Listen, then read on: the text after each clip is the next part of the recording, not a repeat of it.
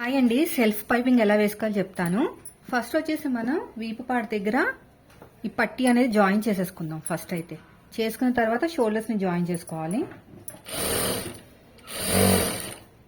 ఇలా డాట్ వచ్చిన చోట చిన్న ఫ్రిల్ పెట్టేసేయండి.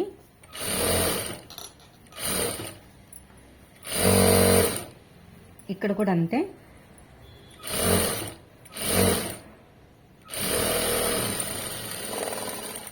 ఎగస్ట్రున్న క్లాత్ నీట్గా కట్ చేసేయండి. మళ్ళీ ఒక టాప్ స్టిచ్ వేసేసుకోండి.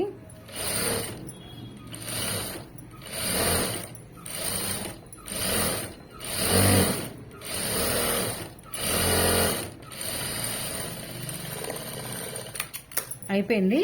నడుము దగ్గర కరెక్ట్గా పెట్టేసుకుని హ్యాండ్ లూజు నడుము లూజు, ఫ్రంట్ పార్ట్ లూజు కూడా మార్కింగ్ వేసేసుకోవాలి. ఇక్కడ చూడండి, ఇలా కరెక్ట్గా పెట్టేసుకుని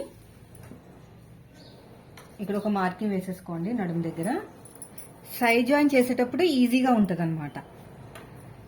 ఇక్కడ కూడా అంతే. కాజాపట్టి వైపుకి, ఉక్సు పట్టి వైపుకి ఇలా పట్టేసుకుని ఇక్కడ ఒక మార్కింగ్, ఇక్కడ కూడా అంతే. ఇక్కడ ఒక మార్కింగ్. ఇప్పుడు పైపింగ్ ఎలా వేసుకోవాలో చెప్తాను. ఫస్ట్ షోల్డర్స్ ని జాయిన్ చేసుకునే ముందు నెక్ దగ్గర స్లోప్ ఇవ్వాలండి.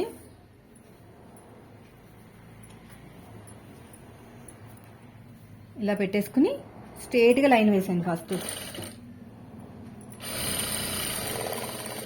ఆ తర్వాత లైట్గా స్లోప్ ఇవ్వండి. భుజాల దగ్గర కరెక్ట్గానే ఉండాలి. నెక్ దగ్గర స్లోప్ ఇస్తే మనకి ఏంటంటే ఉబ్బెత్తుగా లెగదు పైకి, భుజాలు కూడా జారవన్నమాట. ఇలాగా ఇక్కడ కూడా అంతే. అయిపోయింది. ఇప్పుడు మనం పైపింగ్ వేద్దాం. ఇది వచ్చేసి మనకి బ్లౌజ్ లో పీసేనండి. మొత్తం వేస్ట్ చేయకండి క్లాత్ ని. ఈ కూర ఉన్నది ఉండకూడదు అనమాట. కొంచెమే కట్ చేసి ఇది పక్కన పెట్టేద్దాం. వేస్ట్ చేయకూడదు క్లాత్ ని. ఇప్పుడు ఇక్కడి నుంచి ఇలా క్రాస్ గా కట్ చేసేయండి. ఈ సైడ్ కూడా అంతేలాగా 1.25 ఇంచు 1.5 ఇంచు తోటి ఇలా నీట్గా కట్ చేసి ఇలా క్రాస్గా కట్ చేసుకోవాలి. ఈ సైడ్ కూడా అంతే.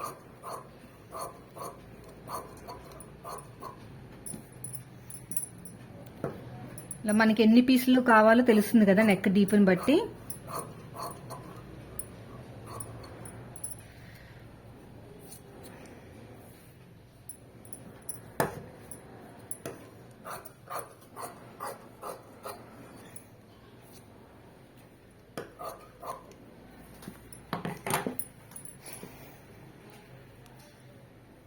ఇలాగ ఆపోజిట్ లో పెట్టేసుకుని రఫ్ ఇచ్చేసింది స్టార్టింగ్ ఎండింగ్ లో.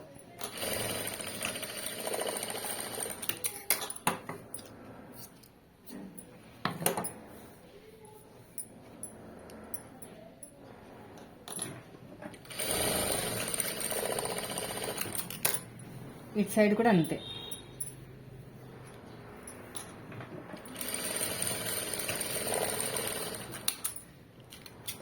సరిపోతుందంటే ఇంత పొడుగు.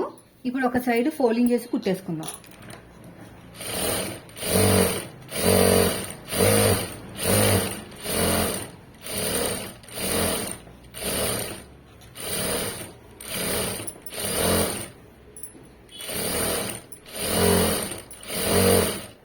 ఇలా మొత్తం కూడా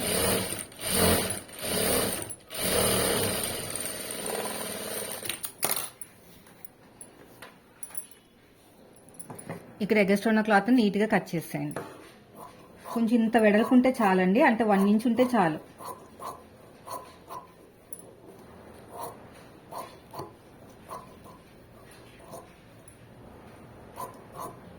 ఇలాగా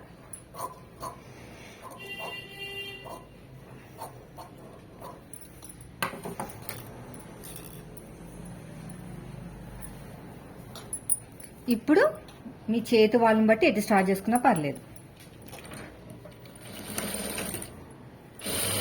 ఇలా నీట్గా స్టిచ్ చేసుకుంటూ వెళ్ళిపోవాలి.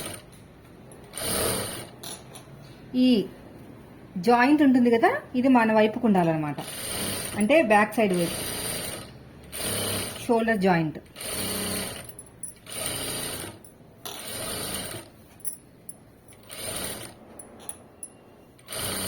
ఇలా నీట్గా రౌండ్గా సాగదీయకుండా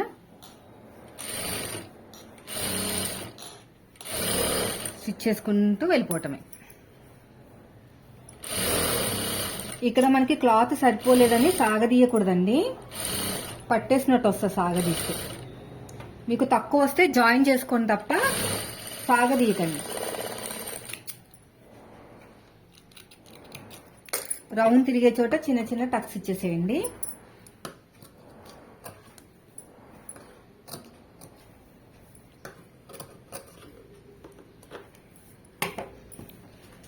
ఇప్పుడు 12వ నెంబర్ థ్రెడ్ తీసేసుకోండి. ఇలాగా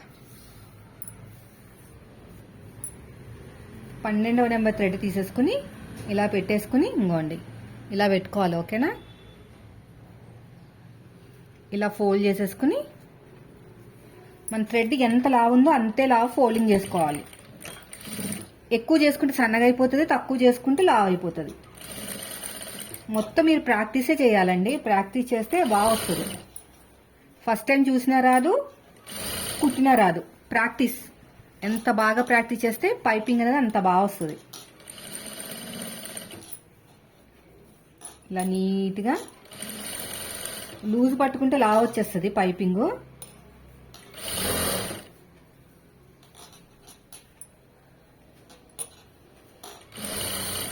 స్టిచ్ చేసుకుంటూ వెళ్ళిపోవాలి.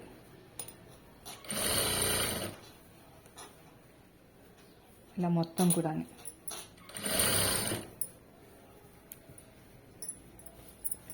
ఇటు సైడ్ కూడా అంతే.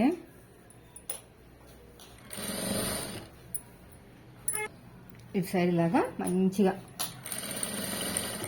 నీట్గా కుట్టుకుంటూ రావాలి.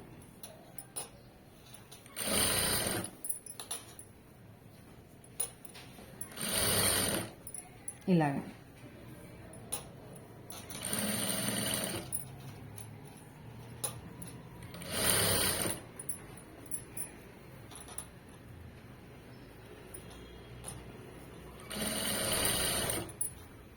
ఇలా ఫోల్డ్ చేసుకుని స్టిచ్ చేసుకుంటూ వెళ్ళిపోండి.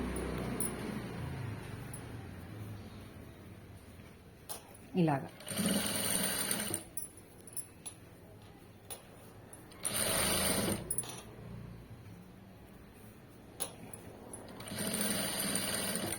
ఎగస్ట్రా ఉన్న క్లాత్ థ్రెడ్ని కట్ చేసేయండి. క్లాత్నైనా సరే థ్రెడ్నైనా సరే ఇలా లోపలికి ఫోల్డ్ చేసేయండి.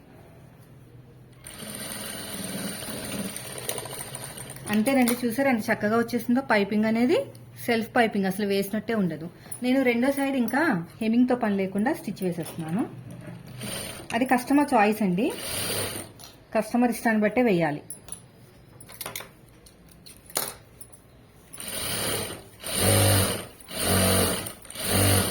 మాకు కుట్టు కనిపించకూడదంటే హెమ్మింగ్ చేయించాలి.